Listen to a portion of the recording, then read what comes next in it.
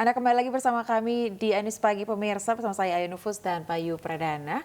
Pemirsa, Festival Dangdut bertajuk Ujung-Ujungnya Dangdut di Ancol, Jakarta Utara menghadirkan kolaborasi musisi muda dan senior. Iya, di festival ini nih pemirsa merupakan festival dangdut terbesar pertama di Asia. Seperti apa? Berikut liputannya.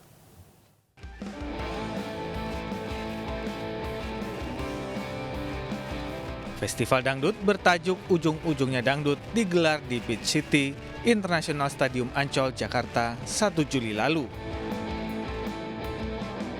Festival Dangdut terbesar se-Asia ini menghadirkan kolaborasi lintas generasi seperti Rhoma Irama, Denny Caknan, serta Joni Iskandar, Ardhito Pramono. Festival ini sebelumnya sukses digelar di kota Banyuwangi dan kota Semarang. Penggagas Ujung-Ujungnya Dangdut, Melanie Subono dan Denny Caknan, berharap festival ini dapat mengangkat citra musik dangdut ke level dunia. Dan gue adalah untuk menaik kelaskan dangdut. Dangdut tidak lagi zaman dulu banget gitu yang harus, wah dangdut tuh harus gratisan, harus soundnya jelek, harus apa. Kita bisa bikin dangdut kelas festival-festival lain yang ada. Dimana yang main juga multi genre, yang ada NTRL, ya kita yang main segala jenis musik. Kita bahkan bawain lagu-lagu budaya dalam bentuk dangdut. Macam-macam, dan ujungnya pada dangdut. Bukan cuman panggungnya, tapi experience yang ada di sekitar. Pada saat lo jalan-jalan di sekitar area acara, itu juga lo merasakan feel dangdutnya, tapi naik. Berlangsung meriah, festival ini diharapkan dapat menghibur masyarakat sekaligus memberikan pengalaman yang berbeda dalam menikmati musik dangdut. Dari Jakarta, Anissa Septiarani, Nur Aryadin, Ainus melaporkan.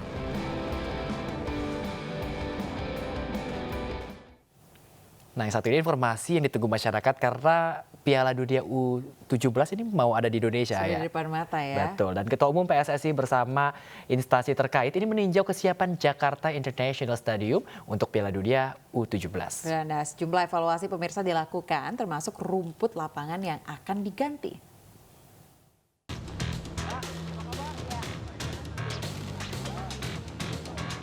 Ketua Umum PSSI, Menteri PUPR, PJ Gubernur DKI Jakarta dan dinas terkait meninjau Jakarta International Stadium atau JIS.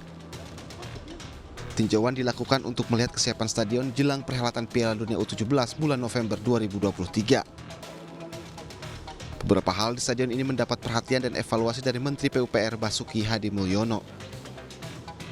Di antaranya rumput stadion yang dinilai tidak sesuai dengan standar FIFA yang nantinya akan diganti seluruhnya.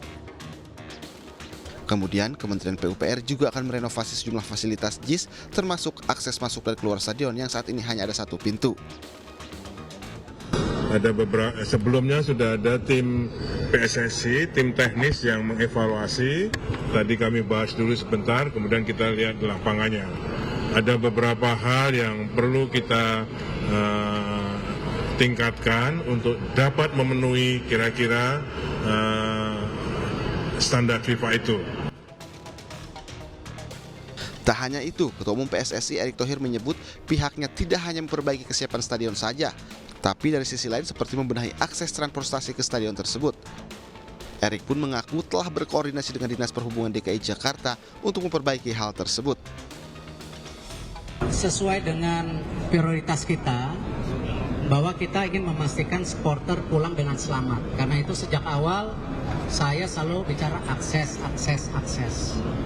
Nah, kalau ini diperbaiki, saya rasa nanti klub-klub Liga 1 ya bisa saja bermain, tentu kan, tapi bukan saya menentukan, biar klub dengan pemilik lahan. Ya, jadi itu yang kita lakukan. FIFA resmi menunjuk Indonesia sebagai tuan rumah Piala Dunia U17 yang rencananya akan digelar pada November hingga Desember 2023. Untuk menjadi tuan rumah, tentunya Indonesia harus bersiap diri, salah satunya menyiapkan stadion untuk menggelar laga akbar tersebut. Tim Liputan Ainus melaporkan. Ya, pemirsa, Ketua Umum PSSI Erick Thohir mengecek Jakarta International Stadium untuk persiapan Piala Dunia U17 tahun 2023. Dan pengecekan dilakukan karena ada beberapa catatan infrastruktur dari FIFA. Salah satunya soal rumput lapangan yang belum sesuai dengan standar FIFA. Dan seperti apa? Berikut laporan Nata Arman dan juga Rizky Julianto dari Jakarta International Stadium. Pemirsa, Ketua PSSI Erick Thohir hari ini melakukan peninjauan di Stadion JIS atau Jakarta International Stadium terkait dengan persiapan untuk pelaksanaan atau perhelatan dari Piala Dunia U17 yang akan diselenggarakan pada bulan November 2023 mendatang. Kemudian ada pun yang beberapa menjadi catatan yakni soal permasalahan lahan parkir, kemudian juga terkait dengan pintu akses masuk yang ada 4 pintu, namun saat ini hanya ada 1 pintu masuk akses masuk saja, yang tentunya ini menjadi permasalahan apabila nantinya terkait dengan keamanan para penonton atau supporter yang ingin hendak keluar. Kemudian juga permasalahan kedua adalah terkait dengan tidak layaknya rumput seperti yang bisa Anda saksikan di sini. FIFA mengatakan bahwa untuk rumput yang saat ini masih belum layak untuk dilaksanakan untuk perhelatan dari Piala Dunia U17 yang akan diselenggarakan pada bulan November mendatang. Dan seperti diketahui bersama bahwa untuk jenis rumput sendiri adalah rumput Japonica atau rumput yang ditanam di rumput sintetis. Dan ada permasalahan juga karena untuk dari bentuk dari stadion sendiri yang membundar dan ada tutup atau ada atap di atas, sehingga untuk pinggiran-pinggiran dari rumput sendiri ini kurang begitu baik dibandingkan dengan yang tengah. Karena idealnya untuk rumput sendiri harus mendapatkan sinar matahari selama 8 jam. Namun untuk pinggiran lapangan, rumput-rumput yang ini tidak sampai 8 jam, melainkan hanya dari pukul 8 pagi sampai dengan pukul 2 siang saja, ini sudah tidak mendapatkan asupan dari matahari. Sehingga inilah yang menjadi persoalan dari FIFA, sehingga ditargetkan selama 3 bulan, nantinya pihak dari PSSI juga akan mengoptimalkan untuk persiapan terkait dengan perhelatan dari Piala Dunia U17 yang akan diselenggarakan pada bulan November mendatang. Dari Jakarta, Nata Arman, Rizky Yulianto, iNews melaporkan.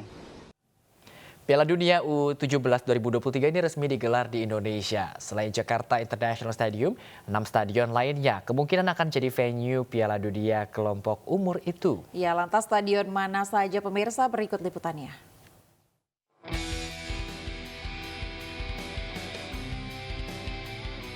Indonesia dipercaya FIFA untuk menjadi tuan rumah Piala Dunia U17 2023.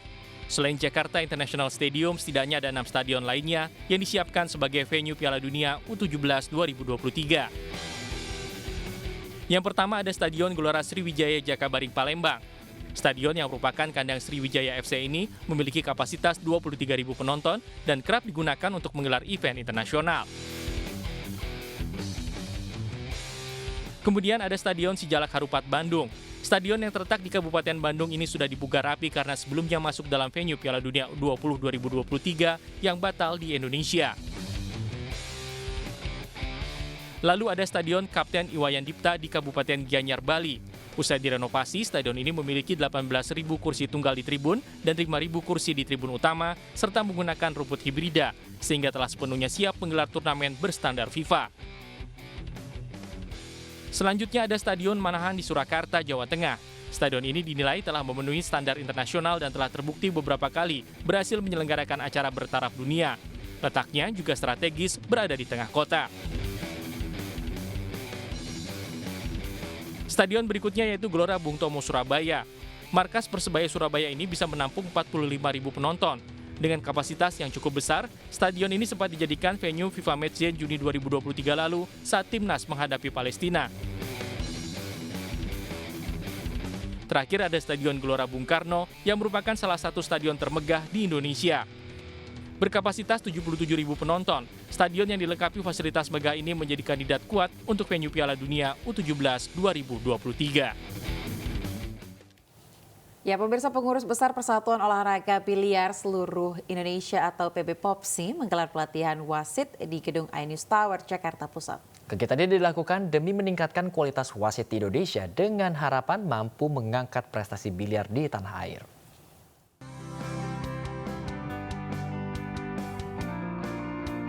Pengurus Besar Persatuan Olahraga Biliar Seluruh Indonesia atau PB Popsi terus berupaya meningkatkan kualitas olahraga biliar di tanah air. Salah satunya dengan menggelar program pelatihan wasit untuk pembinaan sekaligus mengangkat prestasi olahraga biliar di Indonesia. Ketua Umum PB Popsi Haritanu Sudibyo menekankan pentingnya pelatihan wasit agar kualitas wasit di Indonesia diakui hingga ke tingkat internasional. Ya, pelatihan wasit penting kan supaya wasit-wasit kita ya memiliki kapabilitas yang standar internasional. Jadi pelatihan itu wajib lah bagi wasit, tapi itu tidak semuanya.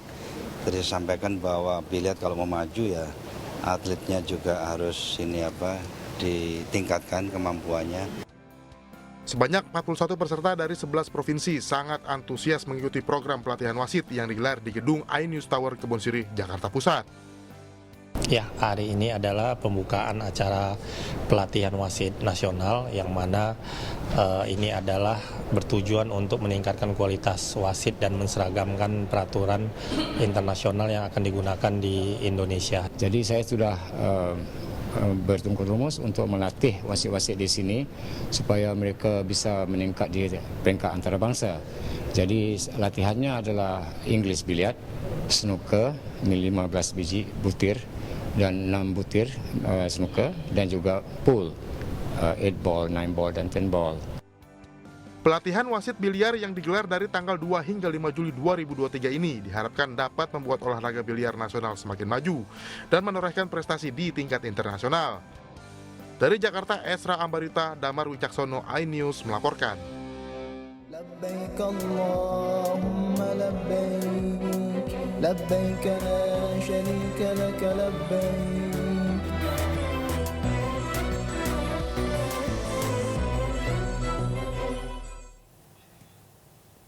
Ya, pemirsa, sementara itu sebelum keberangkatan ke tanah air, koper-koper jemaah Indonesia mulai dilakukan pemeriksaan kembali.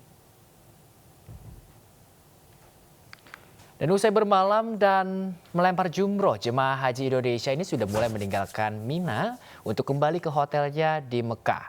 Selanjutnya, jemaah haji gelombang pertama bersiap untuk kembali ke tanah air, pemirsa. Koper-koper jemaah haji Indonesia disusun dan dilakukan pemeriksaan beratnya dengan ditimbang oleh petugas haji sebelum dibawa ke maskapai penerbangan di Bandara Internasional King Abdul Aziz Jeddah. Para penumpang hanya boleh membawa koper bagasi maksimal yaitu seberat 32 kg dan koper kabin maksimal 7 kg. Tidak boleh juga membawa benda cair termasuk air zam-zam. Air zam-zam akan diberikan 3 liter ke setiap jemaah begitu tiba di tanah air.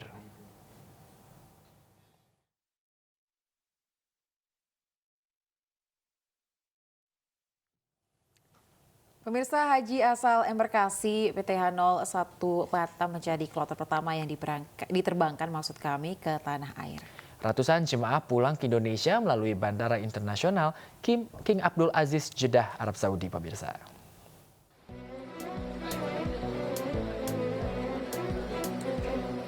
.360 jemaah haji asal Batam yang tergabung dalam kelompok terbang BTH 01 Senin sore waktu Arab Saudi diberangkatkan ke kota Jeddah. Para jemaah akan menempuh perjalanan udara kurang lebih 9 jam dari Arab Saudi menuju tanah air. Para jemaah mengaku terharu selama menjalankan rangkaian ibadah haji, terlebih pada saat pelaksanaan puncak haji yang banyak memerlukan perjuangan fisik. Rasanya bercampur aduk Pak ya, senang iya, sedih iya.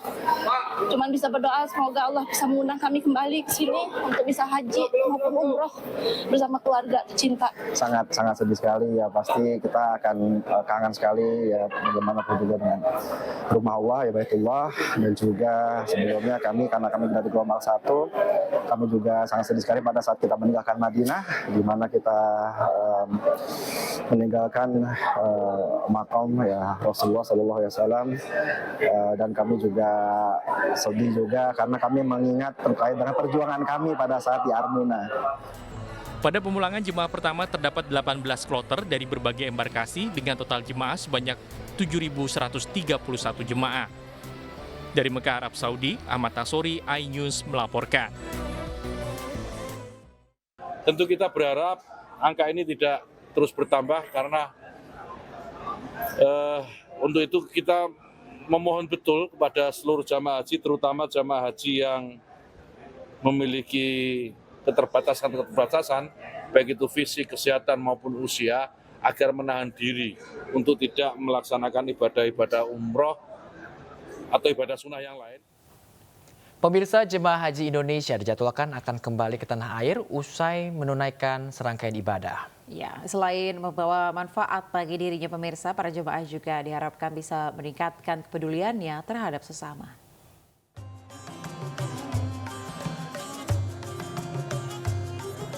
Jemaah haji Indonesia dijadwalkan akan kembali usai menjalankan serangkaian ibadah haji. Momen ibadah haji diharapkan menjadi momen peningkatan ketakwaan bagi umat muslim yang menjalankannya. Rangkaian ibadah haji yang dijalankan para jemaah ini menjadi momen pendekatan diri kepada Sang Khalik. Menjadi haji yang mabrur tentu menjadi harapan jemaah yang telah melaksanakan rukun Islam kelima ini. Pasalnya terdapat 3 tanda dari seorang haji yang mabrur, yakni meningkatkan keimanan dan ketakwaan, menurunnya kemaksiatan, dan meningkatnya kepedulian terhadap sesama. Menyambut kepulangan para jemaah, Partai Perindo turut mendoakan manfaat yang diterima bukan hanya bagi para jemaah, tetapi juga bagi masyarakat Indonesia. Partai Perindo menyampaikan ucapan selamat datang di tanah air. Semoga menjadi haji mabrur yang bermanfaat bagi dirinya dan bagi bangsanya. Partai Perindo mengharapkan kemabruran haji yang sudah diperoleh, mudah-mudahan ini bisa diimplementasikan nilai-nilainya pada kehidupan nyata di negeri kita. Jadi harapan kami bahwa dengan predikat haji mabrur, mudah-mudahan para jamaah haji yang kembali ke tanah air dari beribadah selama sebulan lebih di tanah suci membawa perubahan, membawa kebaikan, membawa keberkahan bagi bangsa Indonesia dan dapat berkontribusi untuk mewujudkan Indonesia sejahtera. Partai bernomor urut 16 ini mengharapkan para jemaah bisa kembali dengan selamat dan memberikan manfaat bagi masyarakat untuk mewujudkan Indonesia yang sejahtera. Dari Jakarta, Indra Setiabudi, iNews melaporkan. لبيك اللهم لبيك لبيك لا شريك لك لبيك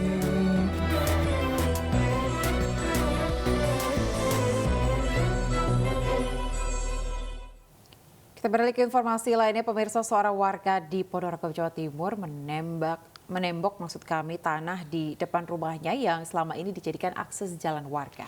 Ya, diduga ini pemilik lahan ini nekat membangun tembok karena kesal dikucilkan oleh para tetangganya.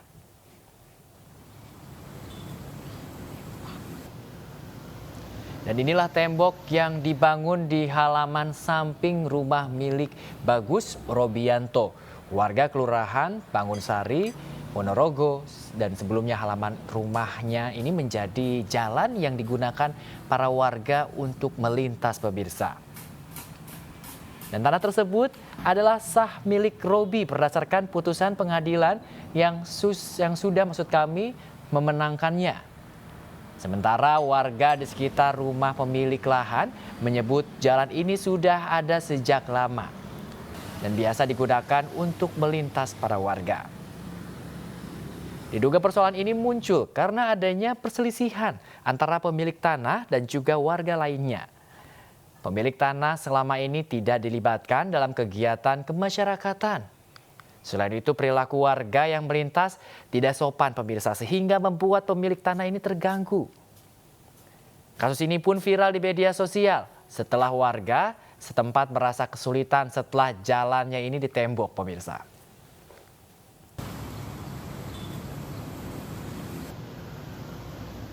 Ada jalan tebus dari belah selatannya BRI itu masuk ke selatan itu ada.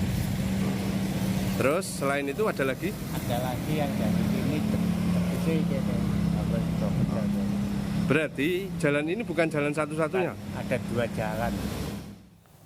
Pemirsa, banjir bandang menerjang 3 kecamatan di Kabupaten Kolaka, Sulawesi Tenggara. Akibat terjangan banjir, pemirsa, sebuah jembatan penghubung antar kabupaten hancur.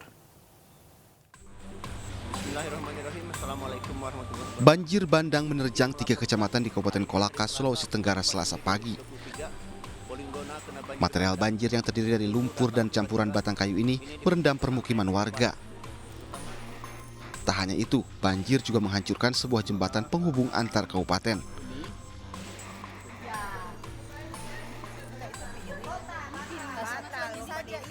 Banjir terjadi sejak jam 5 pagi akibat meluapnya sungai Peoho yang berada di Kecamatan Watu Bangga karena hujan mengguyur wilayah tersebut sehari semalam. Terkait banjir ini, BPBD Kolaka dan pihak kepolisian telah melakukan pendataan dan peninjauan ke lokasi banjir untuk mendata warga yang terdampak banjir bandang.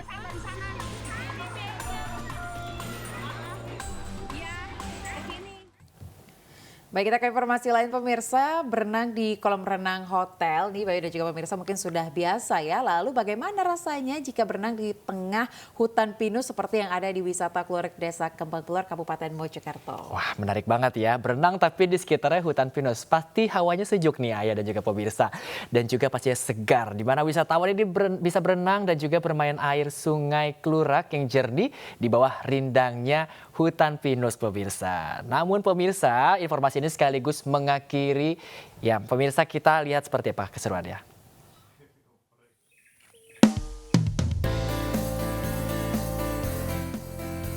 Wisata Klurak Edu Park yang berada di perbukitan hutan pinus lereng Gunung Welirang, Desa Kembang Belor, Kabupaten Mojokerto, memanfaatkan hutan pinus yang berusia puluhan tahun. Keindahan alamnya menjadi daya tarik bagi pengunjung yang hendak berenang hingga berkemah dengan hawa sejuk Gunung Welirang. Dengan hanya membayar tiket Rp7.000, pengunjung sudah dapat dimanjakan dengan ribuan pohon pinus yang tinggi menjulang. Tersedia pula 3 kolam renang untuk anak-anak dan orang dewasa di tengah hutan. Kolam renang yang berada di tengah hutan pinus ini menjadi daya tarik pengunjung karena air kolam berasal langsung dari Gunung Welirang yang mengalir sehingga air kolam terus berganti dan sangat menyegarkan. Terdapat pula lahan perkemahan seluas 5 hektar di undak-undak perbukitan untuk pengunjung yang hendak menginap. Selama berkemah tak perlu khawatir, seluruh bahan makanan yang akan dimasak bisa didapat dari warga sekitar. Berapa orang Pak berangkat dari?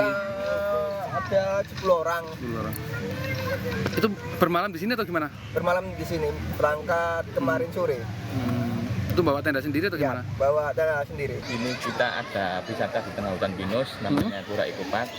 Ini berawal dari masyarakat yang menginginkan untuk mempunyai wisata, jadi kita mengelola daerah ini namanya daerah Kedung-Lurak. Daerah Kedung-Lurak kita kelola bekerja sama dengan pihak perhutani. Seperti itu. Dalam sebulan rata-rata pengunjung mencapai 700 hingga 1.000 orang. Bagaimana pemirsa, ingin melepas kepenatan hiruk-pikuk kota di wisata Klurak Edu Park Mojokerto? Dari Kabupaten Mojokerto, Solahuddin iNews melaporkan.